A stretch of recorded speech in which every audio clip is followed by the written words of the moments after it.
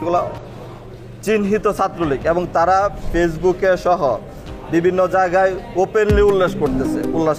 গাজীপুরের সাবেক মন্ত্রী আকম মোজাম্মেল হকের বাড়িতে হামলা ও ভাঙচুরের ঘটনা ঘটেছে।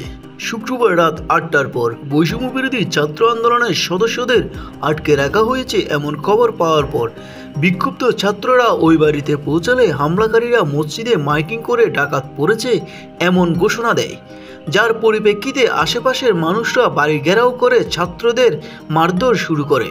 আগামী ১২ ঘন্টার ভিতরে যদি এদেরকে গ্রেপ্তার না করা হয়, আমরা ছাত্র সমাজের ব্যবস্থা নিব ইনশাআল্লাহ। জয় বাংলা স্লোগান দিয়ে স্থানীয় সূত্রে জানায়, হামলার সময় ২৫ জনের বেশি মানুষ আহত হয়েছেন। এর মধ্যে ৯ জন গুরুতর আহত হয়ে ঢাকা মেডিকেল কলেজ হাসপাতালে ভর্তি হয়েছেন। তারা সবাই ছাত্র আন্দোলনের সদস্য ছিলেন।